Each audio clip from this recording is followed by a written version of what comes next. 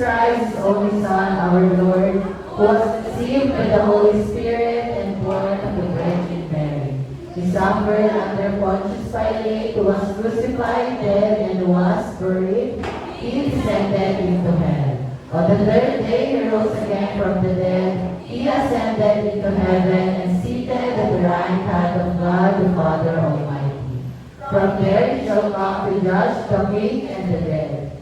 I believe in the Holy Spirit, the Holy Universal Church, the communion of saints, the forgiveness of sins, the resurrection of the body, and the life everlasting. Amen. Ngayon, manatili tayo nakatayo para sa pagbabasa naman ng ating scripture na pangunaan ni Sis Lapio.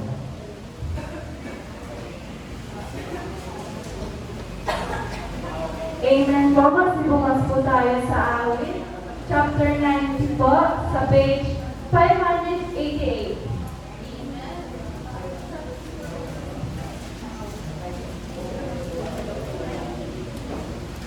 Nakita na po ba?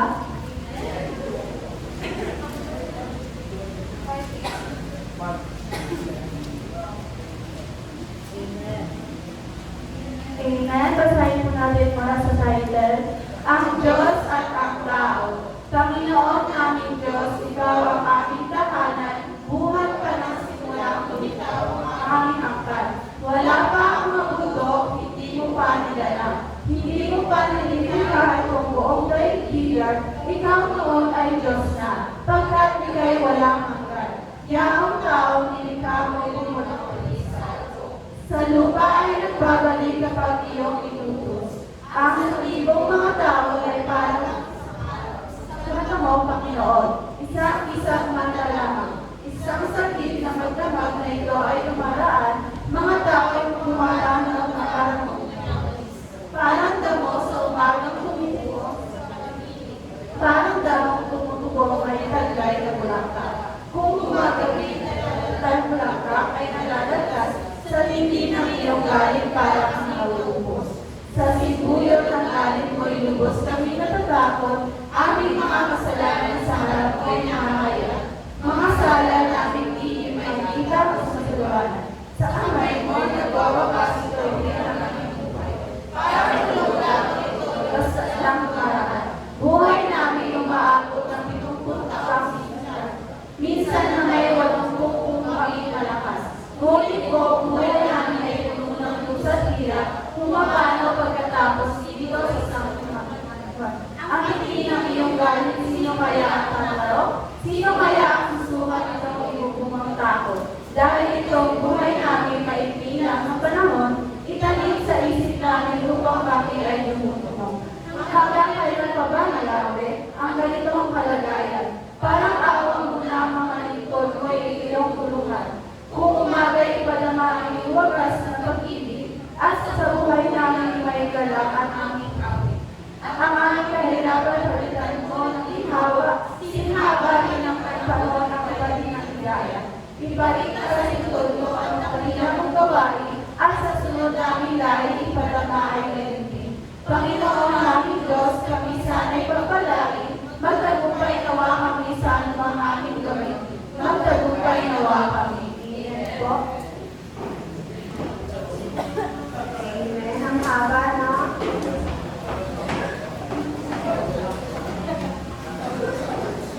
Amen. Sa mapagpalang hapon po sa ating lahat. Amen. Kumusta po kayo? Amen. God is good? All the time. And all the time.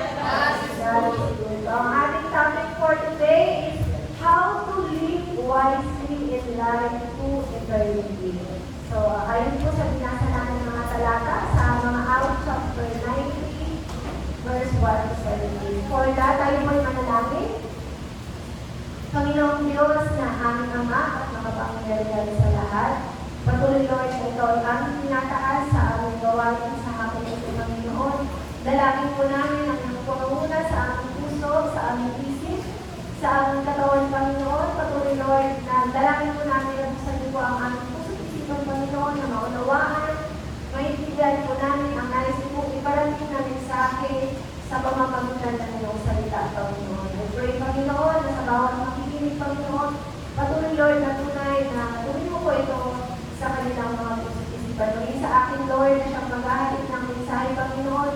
Patuloy, Lord, na tulungan niyo po ako, Panginoon, na ang salita mo lamang, Panginoon, ang siyang patuloy na manguna sa kanilang mga puso at isipan, Panginoon. Salamat po, Ama. Sa iyo na po namin pinagkakatiwala ang gawain ito. In Jesus' name, Amen. So, ang Psalm 90, ito po yung pinaka-magandang chapter na nasulat sa book ng Old Testament. Ito po ay sinulat ni Moses. So, si Moses po ay sinulat niya ito most likely nung malapit na siyang mamatay.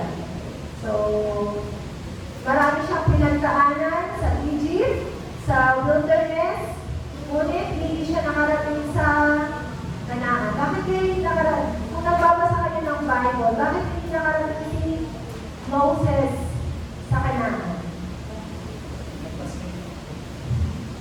Kasi sabi kasi ni Lord, iba ang utos niya, salita lang. Pero dahil kulang yung pananampalataya ni Moses, hinampas niya ng 2 beses yung bato para lumabas yung tubig. Kasi nagre-reklamo yung mga Israelita na wala na silang tubig. So, ang utos lamang ni Lord sa kanya is sa pamamagitan ng salita. Kaya lang, kulang yung pananampalataya na kaya hinampas niya yung bato sa kabungos yung tubig. Kaya dahil doon, sa kulang sa pananampalataya ni Moses, yun yung sa kanya punishment na hindi siya makakarating ng promise namin. So sa ating binasa, merong 3 parts na makikita natin doon. So yun yung tatalakayin natin. So number 1, realize who God is, know who we are, prayer for God's favor. So ano nga ulit yung topic natin? How to live wisely in life to eternity. So, sabihin mo nga sa katabi mo, live wisely. Sabi ni R.C. Sproul, the greatest weakness of the contemporary church is that it has an inadequate view of God. So, sa tingin natin, dahil siguro ang iba sa atin is kulang yung knowledge natin sa ating Panginoon. Yung tingin natin sa Panginoon natin is small. Kaya hindi tayo makatugon ng tama sa mga problema sa buhay. Ang ating buhay moral ay hindi magiging maayos kung wala tayong tamang pagkakilala at pag-unawa sa Diyos. So, number 1, natapit natin sa live wisely. How to live wisely is know who God is. Na binasa natin sa verse. Basahin mo na ulit natin yung verse 1 and 2. Panginoon namin Diyos, ikaw ang aming tahanan. Buhat pa ng simula, lumitaw ang aming angkan. Wala pa ang mga bundok, hindi mo pa nilalang, hindi mo pa nilikha itong buong daigdigan. Ikaw noon ay Diyos na bagkat, ikaw ay walang hanggan. So, sabi ni Moses sa kanyang God is our home, our dwelling place. Home is where you find rest, comfort, and security. So, si Moses, isa siyang pilgrim, isa siyang traveler. So, palibat, di ba yung si Moses, di ba, dati nasa ito siya, tapos nung may pinatay siya, lumipat siya. So, palipat-lipat ng tirahan si Moses. Kasi sa wilderness din, di ba, hindi sila permanent kung saan, kung iba-iba yung magiging location nila. Kasi may pinatarget nga sila, papunta nga sila ng Canaan. So, si Moses, isa siyang traveler. Inalis niya ang mga Israelita sa Egypt patungong Promised Land. So, they wandered for 40 years. So, para kay Moses, ang tahanan niya ang Panginoon. So, para sa inyo, ano ba ang Panginoon para sa inyo? Sino ba si Lord para sa inyo? Si Lord ang ating Savior, ang ating Lord. So, yun yung unang nakikilala natin, yung kilala natin sa Kanya kasi di ba sa salvation, yun yung unang tinuturo sa atin.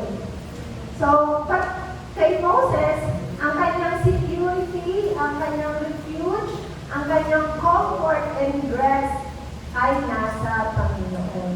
So, sa verse 2 naman, sa binasa natin, sinasabi doon na God is also our creator. He is the one who made the mountains. So, ang meaning ng mountains doon sa awit ni Moses is a symbol of stability.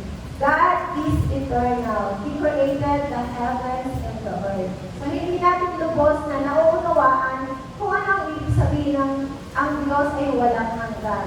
Dahil tayo ay may simula. Ngunit, inilagay ng Diyos ang kawalang hanggan sa ating mga puso. Kaya mayroon tayong pagnanais na mabuhay magpakailanman. So, kagabi, nagkaroon kami ng Bible study. So, marami palang attributes ang Panginoon. So, 9 attributes. So, nakalimutan ko yung iba. Pero, isa na nga doon is God is eternal, God is our creator. So, God knows everything about you. Hindi mo kailangan magpanggap sa Panginoon. Hindi mo kailangan i-impress si Lord. He loves you because God is eternal. He does not change. He's perfect and He remains the same yesterday, today, and forever. So, sabi na, mababasa natin yun sa Hebreo, chapter 13, verse 8. Basahin natin, kung sino si Jesus Cristo, noon at siya rin ngayon, at magpakailanman. So, kapag ang Diyos ay nangako, ito ay tiyak na mangyayari. So, promise keeper ang ating Panginoon. Maaari tayong magtiwala sa Kanya kapag tayo ay namuworry at nababalisa. Kung hindi tayo nagtitiwala sa Kanya at kapag hindi natin kilala ang Diyos, hindi rin tayo magtitiwala sa Kanya. So, napaka-importante yung pagkilala natin sa Panginoong Diyos kasi doon natin ma-build yung foundation ng trust natin sa Kanya. Kaya napaka-importante talaga na nagbabasa tayo ng Bible. So, Jesus also claimed to He is the beginning and the end. So, sabi niya, siya yung first letter of the Greek letters, yung Alpha and Omega. So, mababasa natin yan sa Revelation chapter 1, verse 8. Basahin natin, ako ang Alpha at ang Omega, sabi ng Panginoong Diyos na makapagharian sa lahat. Ang kasalukuyan, nakaraan at darating. Amen. So when we have a proper view of God, we know that Jesus is coming again. Who is to come? So naniniwala pa kayo na si Jesus ay malapit nang dumating? Amen. So amen. So diba, yesterday, nabalitaan niyo ba yung nakaambang war, Iran versus Israel and US. So, di ba? Simula kahapon hanggang ngayon, nag-start na naman ang war. Di ba? Sa Middle East. So, si Mama nga ni Kaykay, tumawag yata sila Mami kay Sister Jean, pinapakita na malapit siya doon sa part na binubomba yung area ni Sister Jean. So, ang Dubai ngayon is binubomba na ng Iran. And vice versa. So, nagpapalitan sila ng bomba. So, this makes us accountable and transform us to live for eternity. So, kilala natin si Jesus Christ, alam natin na may accountability tayo. So, dapat alam natin, kilala natin kung sino talaga ang Panginoon sa atin. Kung talagang si Lord, si Jesus Christ ang ating Lord, dapat tayo ay sumusunod sa kanyang salita. Kasi after na pag namatay tayo dito sa mundong ito, kala nyo ba tapos na? Di ba hindi ba? There is eternity after ng kamatayan natin dito sa lupa. So, nagiging responsable tayo at nagbabago ang ating pamumuhay upang mamuhay para sa kawalang hanggan. So, yung mga ayaw nilang maniwala kay Jesus kasi ayaw nilang magkaroon ng accountability. So number 2, know who we are. So magbabasa natin sa Psalms 90 verse 3 to 11. Masahin muna natin sa verse 3.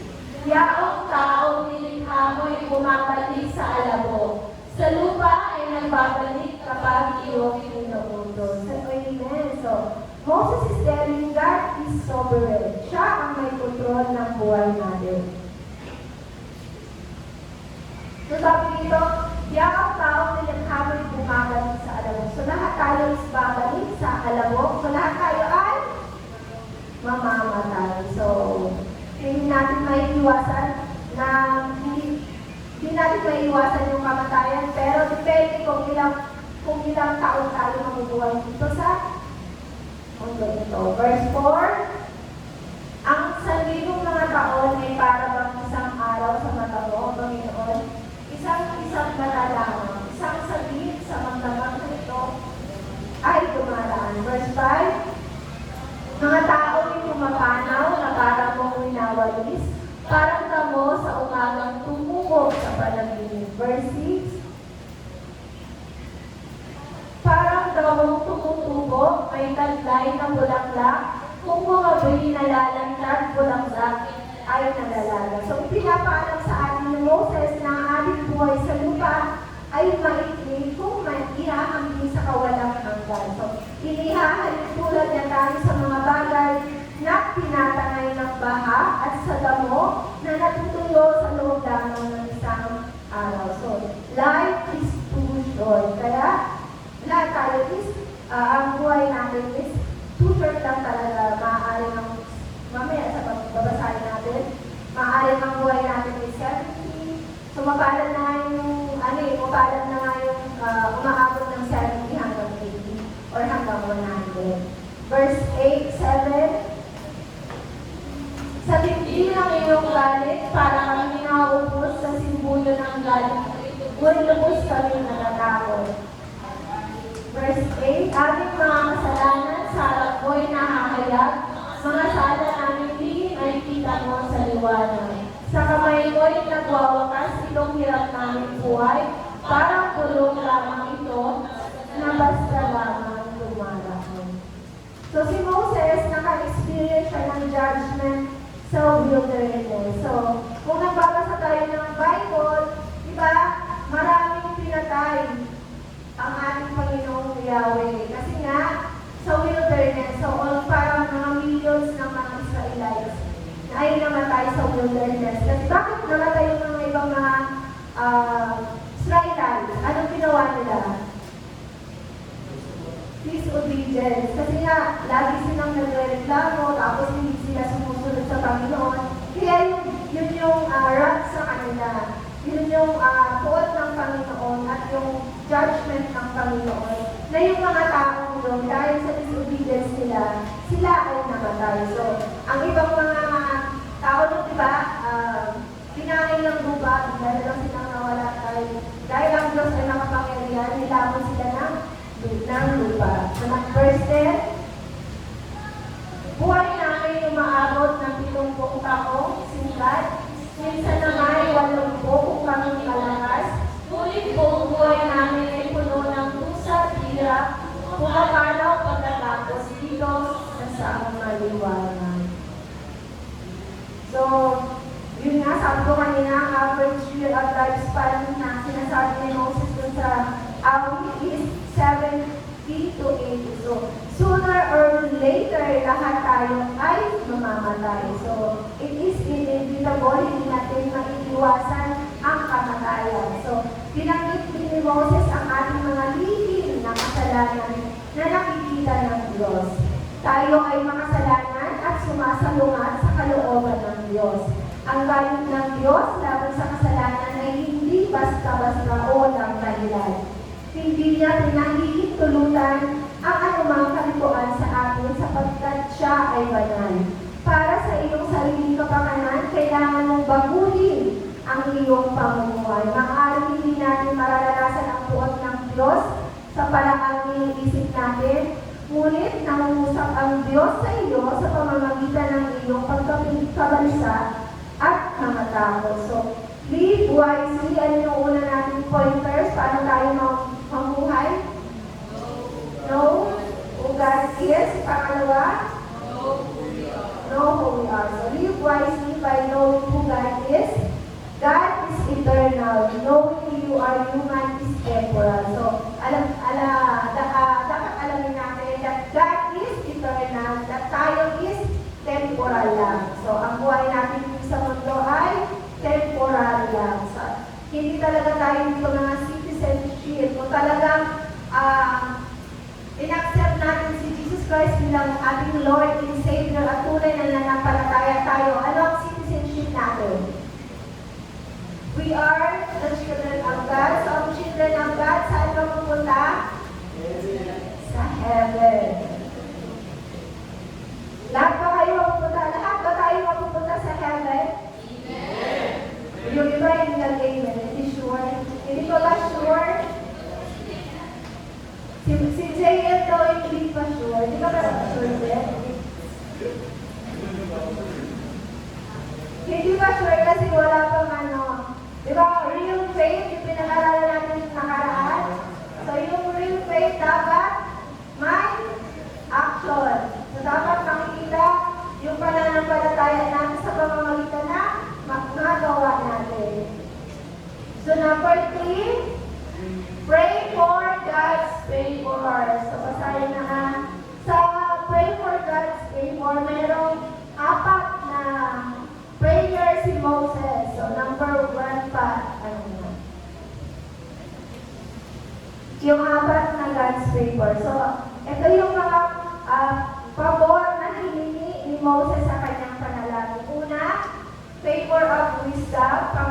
Pangalawa, favor of loving kindness. Pangatlo, favor of joy. So, kanina yung topic natin sa faith is happiness, di ba? Number 4, favor of love, lasting legacy. So, number 1 muna tayo. Prayer of Moses, number 1, favor of wisdom. So, biyaya ng karunungan. So, ipinapakita ng iyong buhay panalangin ang iyong spiritual na kalagayan. Ito ang patunay na ang iyong pagiging malapit sa Diyos, ang pagbiglang ng iyong mga araw ay nangangahulugang gawing makabuluhan ang iyong buhay. Basahin natin yung verse 12. Dahil itong buhay namin maikilang sa panahon, itanim sa isip namin upang kami ay dumulong. So, sabi dito, wisdom is not knowledge, but the application of knowledge. So, example ng wisdom. So, alam natin na ang smoking is nagkakos na grabe yung sisigarilyo mo, ano maaaring maging sakit mo? Cancer. Pag umiinom ka naman, ano naman ang pwedeng mangyari? Magiging sakit. Sakit sa liver. Diba? So, bakit hanggang ngayon, marami pa rin tao ang naninigarilyo at umiinom? So, sabihin, hindi nila ina-apply yung wisdom na yung knowledge na alam nila, hindi pala yun wisdom kasi hindi nila ina-apply yung natutunan nila. So, medyo lumapit tayo sa ating buhay. So, alam natin na exercise is good. Good lang exercise? Yes! Nag-exercise ba tayo? Yes! Nag-exercise ba tayo? Yes! Nag-domer? Nagpapalit sa bahay.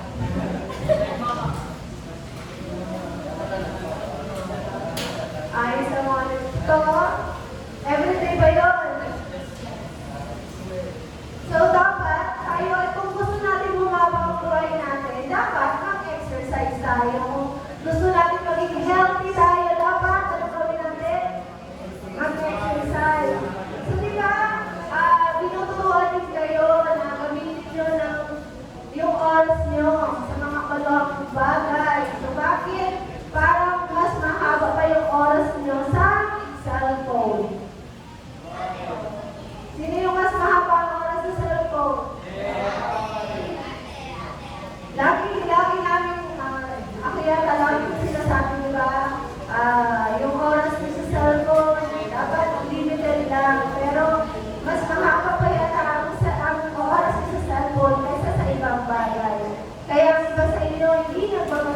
Bible. Hindi nag-pray. Hindi gumagawa ng beauty. Hanggang ngayon, 2026 na, hindi pa rin nag-meditate ng salita ng Panginoon. Sinong healthy? Sinong walang beauty? May bagong beauty na tayo ha. Bili na kayo ng bagong beauty natin for March and April.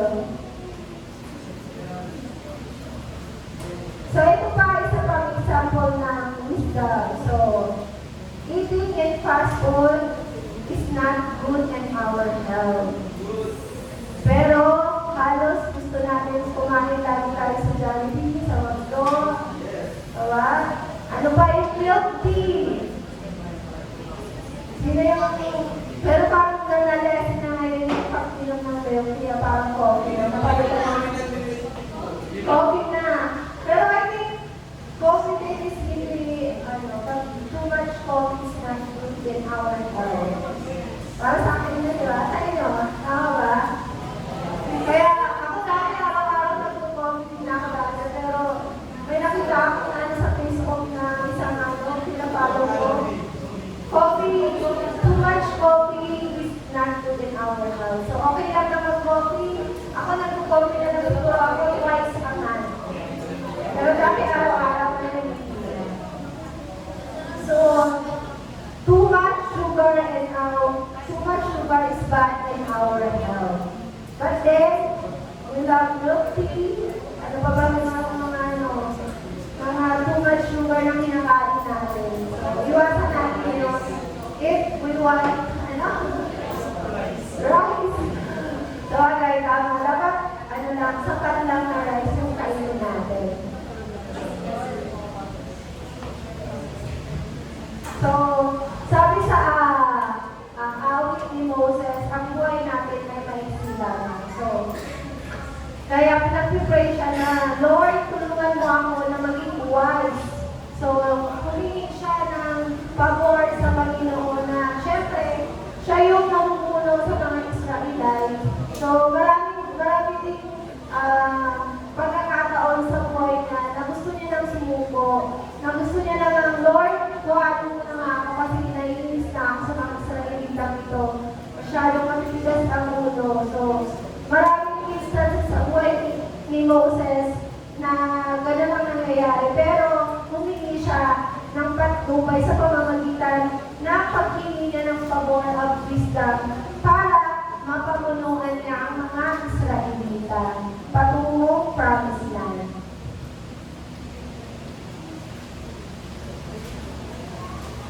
So, Jesus spoke of a rich man who only considered his life with making friends. Basahin natin sa Lucas chapter 12, verse 16. Pagkatapos, isinalaysay ni Jesus ang isang talinhaga. Isang mayaman ang umani ng sagana sa kanyang bukid. Alam ko na, ipalilipa ko ang aking mga kamay at magpapatayo ako ng mas malalaki. Doon ko ilalagay ang aking ani at ibang ari-arian. Pagkatapos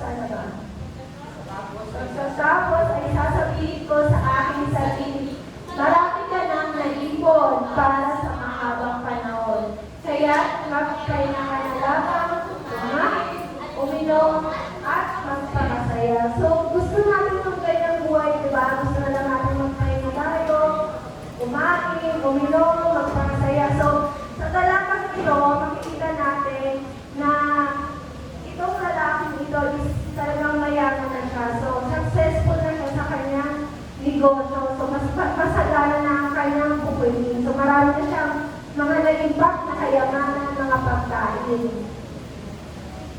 So, there's nothing wrong with wanting to be comfortable, but we will be foolish to limit our goals for our lives. So, basahin natin sa verse 20 and 21.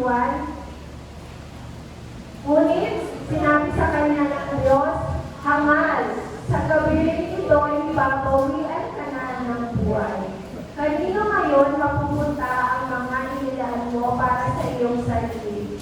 Ganyan ang sasapitin ng sino mang nag-iipon ng kayamanan para sa sarili. Ngunit tukha naman. So, ang haba ng ating buhay ay pinakda ng Diyos lamang. So, yung example doon sa talata na binasa natin, so akala ng mayamang lalaki na yun, hahaba pa ang buhay niya. Pero sabi ng Panginoon, hangal, di ba? Kasi hangal siya, kasi kala niya, hawak niya ang sariling buhay niya. Pero hindi natin hawak ang buhay natin. Sino kaya hawak ng buhay natin? Ang Panginoon lamang. So, hindi laban ng Diyos sa kayamanan. Ngunit nais niya na magkaroon tayo ng tunay na kayamanan. Lahat ng bagay sa mundong ito ay pansamantala lamang. Kaya, dapat tayong mag-invest sa walang hanggan. Dahil ang ating kaluluwa ay walang hanggan. Ang taong marunong ay sinasamantala ang kanyang panahon dito sa lupa sa pamamagitan ng pagsunod sa kalooban ng Diyos. So dapat, huwag tayong mag-ipon na kayamanan dito sa mundong ito. Yun ang tinuturo sa atin dito ng Panginoon. So anong dapat na ipunin natin? Kayamanan sa langit. So paano tayo makakapag-ipon ng kayamanan sa langit? We must read the Bible so that we will be able to do what God will say to us. So sabi nga, sa Joshua 1:8, so sinong memorize ang Joshua 1 verse 8? Walang may memorize? So basahin natin ang Joshua 1 verse 8. Huwag mo kaliligtaang basahin ang aklat ng kautusan. Pagkulay-kulayan mo iyon araw at gabi upang matupad mo ang lahat ng nakasaad doon. Sa ganoon, magiging masagana at matagumpay ang iyong pamumuhay. So sinasabi dito na huwag daw natin kalilimutang basahin ang aklat ng kautusan. Ano ba yung aklat ng kautusan? Ang Bible. Nagbabasa pa tayo? Hindi. Pag-beauty lang. Sa beauty, meron sa baba, di ba? O binabasa mo yung sa baba, yung kailangan basahin mo yung ganito. O sana tayo ngayon magbasa. So, dapat, kaya sa main service, pinapala namin, do your beauty every day. Read 3 chapters a day. Sabi niya, diba, huwag mo kaliligtaan basahin ang aklat na yun, which is ang Bible. So, hindi lamang dapat pala basahin. Dapat, kailangan din natin pagbulay-bulayan o i-meditate iyon araw at gabi upang matupad ang lahat ng nakasaad. So, kung nagbabasa tayo, dapat i-meditate din natin ang nakasaad sa kautusan. So, merong promise ang pagbabasa at pag-meditate ng Bible. So, sabi dito yung promise ng Panginoon, sa ganoon, magiging masagana at matagumpay ang iyong pamumuhay. Gusto mo ba maging masagana at matagumpay ang iyong buhay? So, amen ang magagawin natin kung gusto natin maging masagana at matagumpay ang ating buhay. Masakin at pagbulay-bulayan. So, gagawin na ba natin? March na. March 1 na. Mag-start na tayo talaga. Nagawin ng beauty. Sabi niya, Pina. Gagawin niya na talaga ang beauty niya. Wow. Mamaya, mga 1 week lang yan. Tapos wala tayo naman. Ay, kay Lord siya nag-promise. Hindi naman sa akin.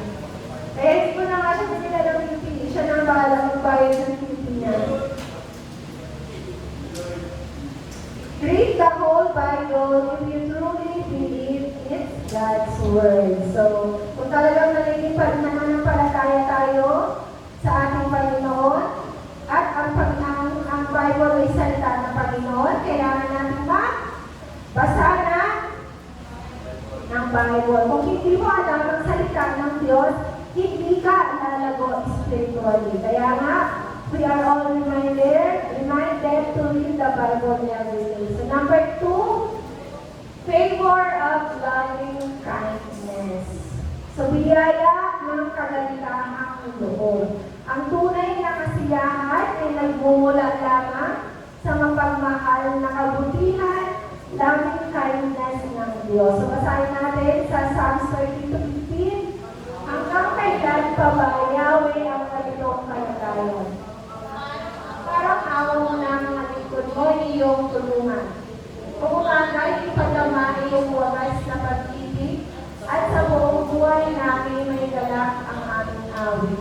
At ang aming kahirapay, palitan mo ng ginhawa, sinahaba rin ang panahon ng ipalit na ligaya. So, amen? So, ang Hebrew word ng loving kindness ay hesed. Hesed. So, that means covenant love, plus mercy, plus compassion, plus faithfulness, plus kindness. So, grabe pala yung loving kindness na salita. So, nandun yung mercy, love, mercy, compassion, faithfulness, and kindness. So, kung nagbabasa tayo sa Bible, so sa book ng Numbers, si Moses nag-complain. Si Moses kasi super tigas ng mga ulo ng mga Israelita. So maraming pagsubok ang dinanas ni Moses sa wilderness, kaya nga millions of Israelites ang namatay dahil sa kanilang disobedience. So sabi ko nga kanina, hiniling pa nga ni Moses na, Lord, patayin mo na ako kasi hindi ko na kaya ang mga tao dito kasi sa sobrang katigasan ng ulo nila. But then, hindi sa gusto niyang magpakamatay. Hindi yung, ang sinasabi niya lang, patayin na siya ng Panginoon. Hindi yung sarili niya yung papatay sa sarili niya. So, huwag kayong sa buhay din natin, di ba, maraming tao ang nagsasuffer, meron mga problema, mga suffering. So, yung iba nagpapakamatay, di ba? Mga nagsusuicide, lalo na sa mga celebrity, di ba? Marami ng mga celebrity ang nagpapakamatay. So, hindi pala guaranteed na isa kang celebrity, masaya ka na. Kasi syempre, yung celebrity, syempre, marami siyang popular na siya, marami siyang pera. Pero hindi pala guarantee yung happiness doon. So, sa atin, tinuturo sa atin na ang tunay na kaligayahan ay kanino matatagpuan? Sa Panginoon lamang. So, kanina, sa mga umattend ng main service, diba, tinuro sa atin ng Panginoon na kay Lord lang talaga natin matatagpuan ng tunay na happiness.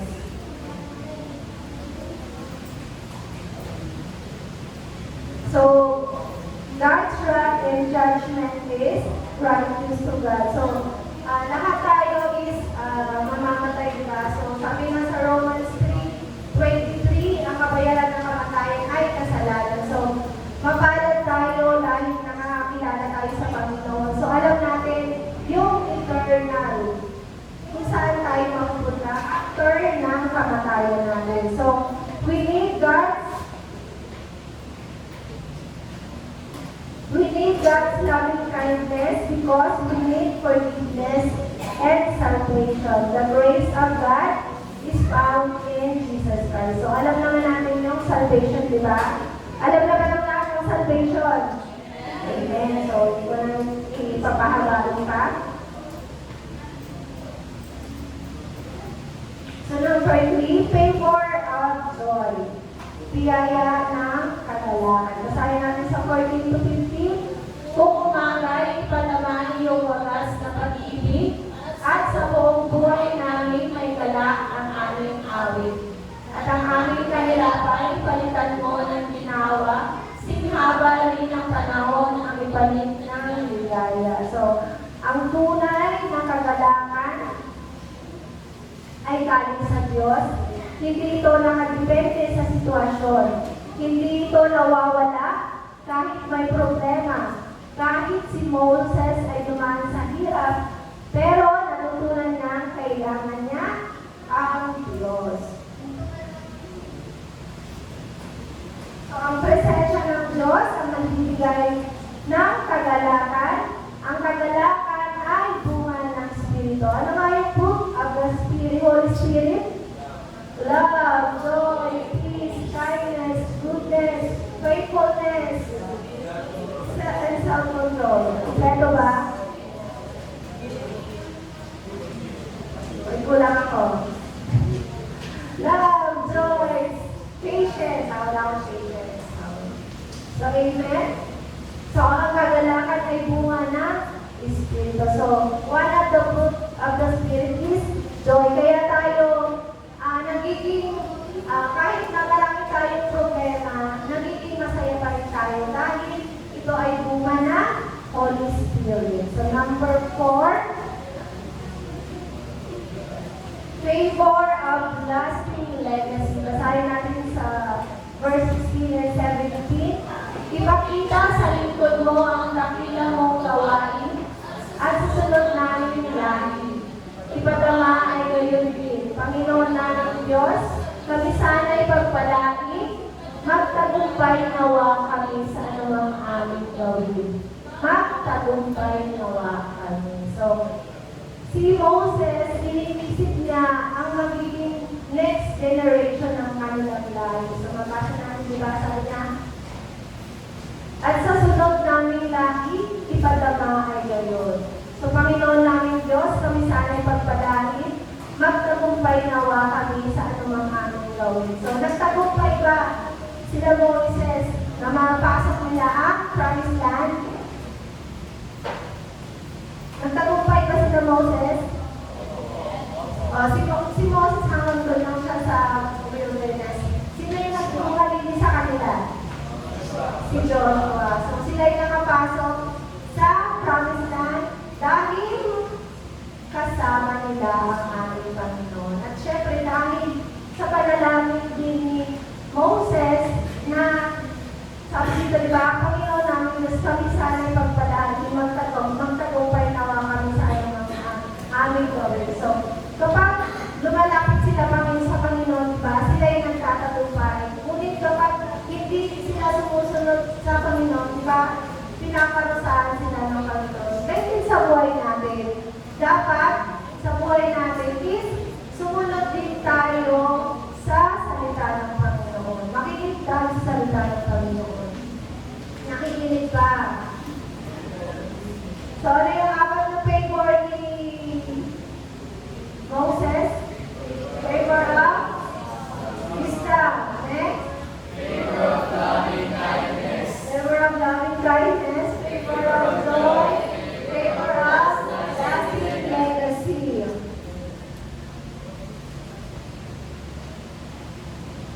So, kung wala ang pagpapala ng Diyos, ang lahat ng ginagawa natin ngayon ay mawawala ng paglipas ng panahon. So, dalawa lamang ang mananatili magpakailanman.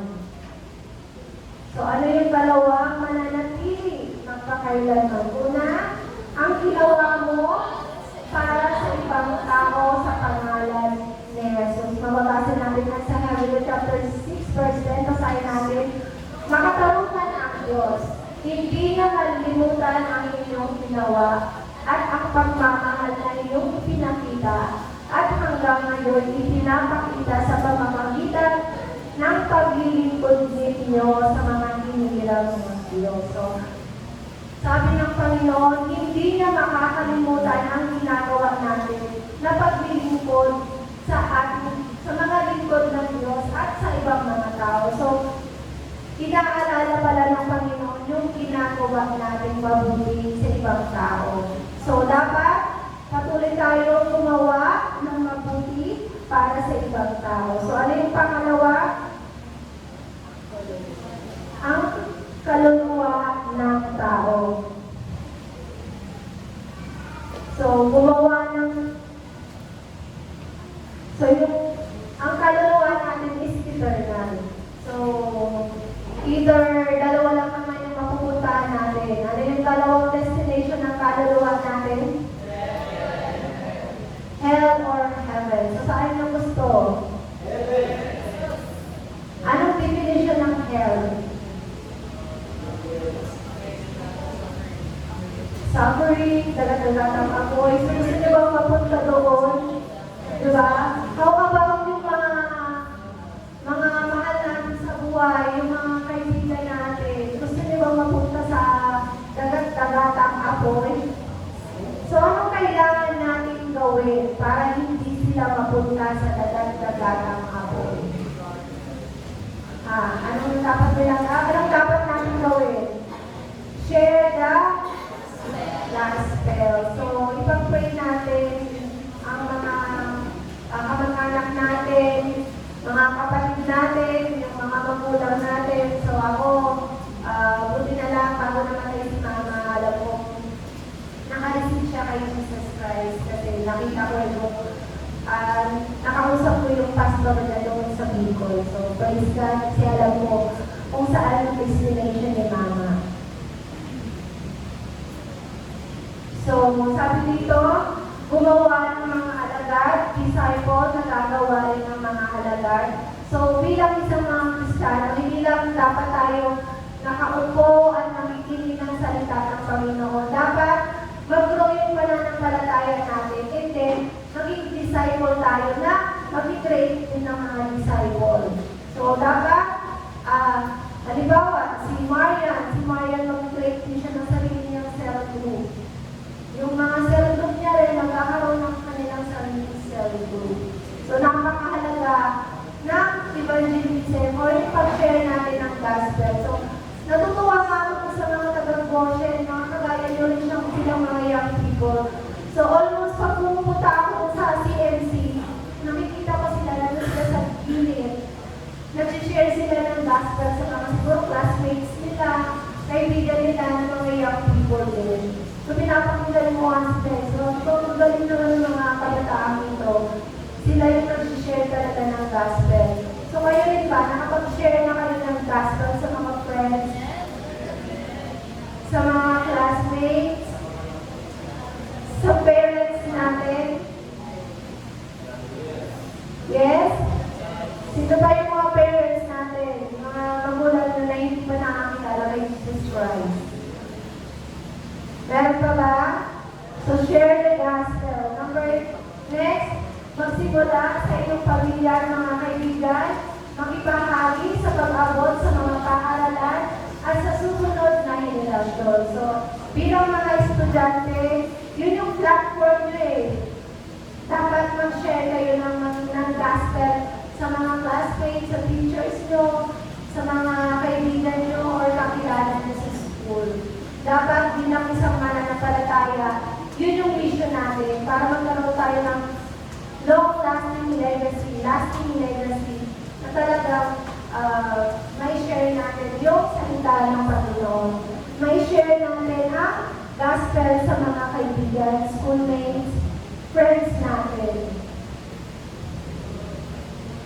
So, alam ko ang iba sa inyo nag-serve na sa Panginoon. So, ang iba naman sa inyo, alam ko na siguro nag-uusap ang Panginoon na mag-serve na kayo sa Lord. Ngunit hindi pa rin kayo nag-serve. So, please, mag-pray. Patuloy na maging connected kayo through prayer. Talaga, Lord, gusto ko na po talagang mag-serve sa iyo. Hindi ko po alam kung anong gagawin ko. Lord, tulungan niyo po ako kung how I can serve you. And patuloy na maging faithful ako sa iyo, Panginoon. So, for our conclusion, ay ito pala, sabihin mo nga sa katabi mo, God will use you mightily. So, go and serve God.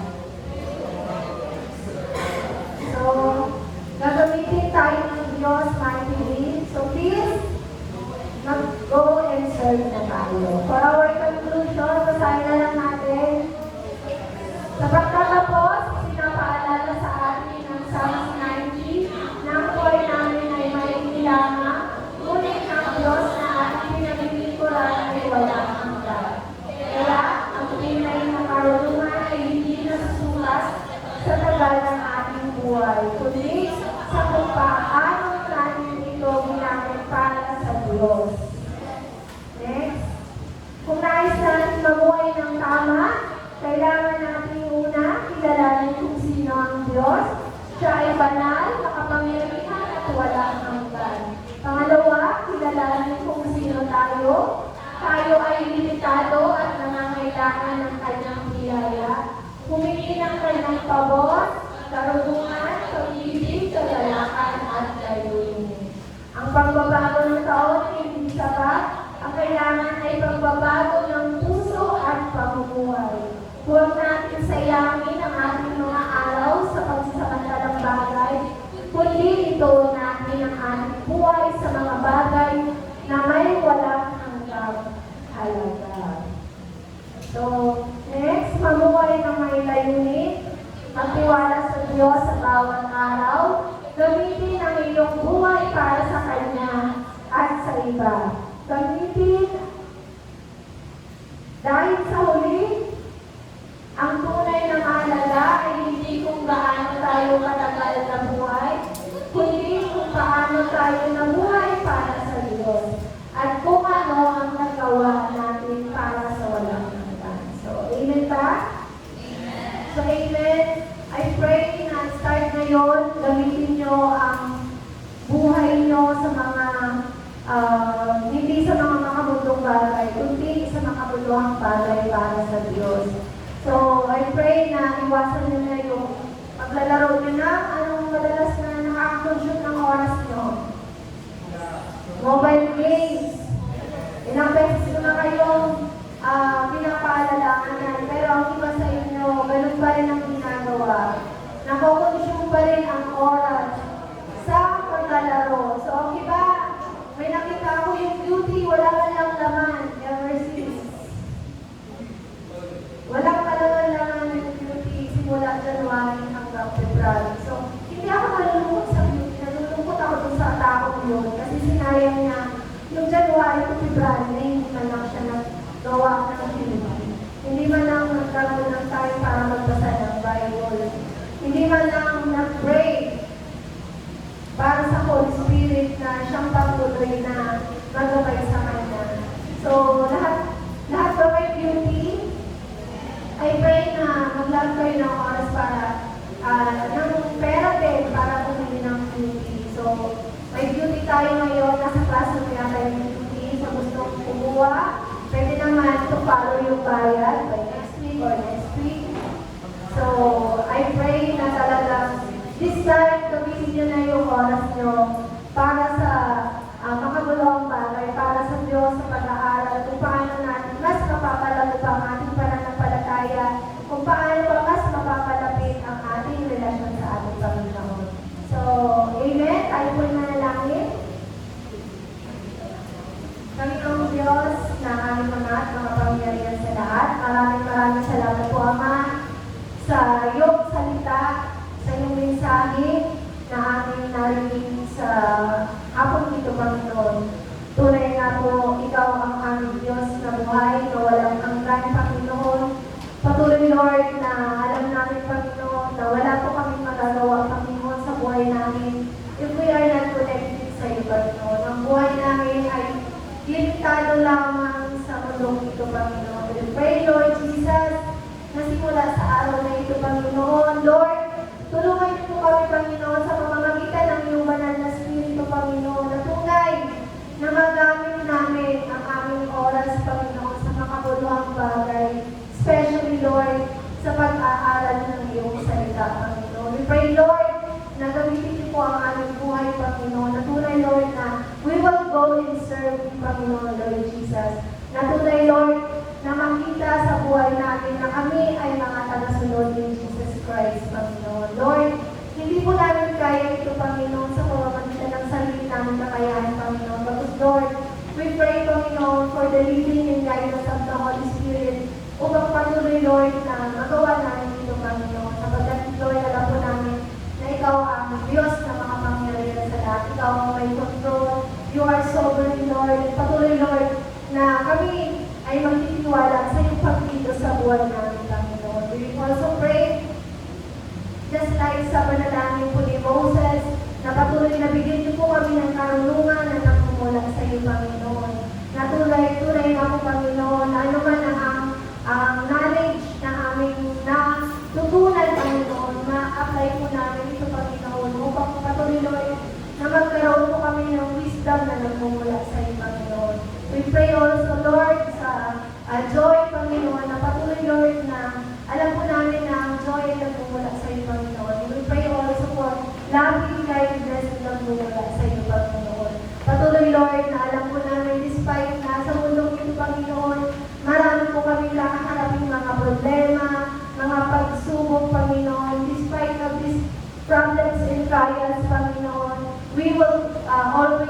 Lord po, Panginoon, sapagkat alam namin na ang tunay na kagalakan nila mula sa iyo, Panginoon. And we pray, Lord, for a lasting legacy na sa buhay namin, Panginoon, we were not only a Christian na nakaupo at nakikinig lang ng salita. Tapos, Lord, patuloy, Lord, na dalangin po namin, Panginoon, na gamitin niyo po ang buhay namin sa pagpapalaganap ng iyong salita, Panginoon, para mas lalo pa pong lumago ang iyong kaharian, Panginoon. Lord Jesus, tulungan niyo po kami, Panginoon, kami mga kabataan nito, Panginoon, na patuloy, Lord, na ikaw, Panginoon, ang masunod sa buhay nila, Panginoon, hindi ang kanilang sariling kalooban, Panginoon. Lord, sa iyo na po namin pinagkakatiwala ang aming mga panalangin, Panginoon. At tunay nga, Panginoon, sa aming natutunan, Panginoon, sa araw na ito, hindi lamang pumasok sa tenga namin, bagkus, Lord, pumasok ito sa aming puso, sa aming isip, at tunay na pagmulay-bulayan namin ito, Panginoon. At tunay na yung faith po namin may maging action, Panginoon, Lord Jesus. Salamat po, Ama. Ito po ang aming samang dalangin na may kasamang papuri at pasasalamat. In Jesus' mighty name, Amen and Amen. Amen. Thank you po, Deacon. Amen. Sa inyo. Sermon. So yan, how to live in life together. So dapat, nakatagay pa sa verse. Ayan, so dapat, hindi lang tayo maging wise sa pagpili ng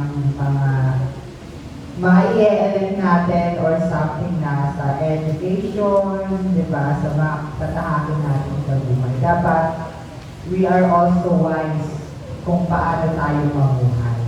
So, nawa, meron tayong naunawaan sa sermon ngayon, ni Deacon, and ngayon, pwede tayo lumako sa ating offering presentation. At tinatawagan ko ang ating mga butihing youth members.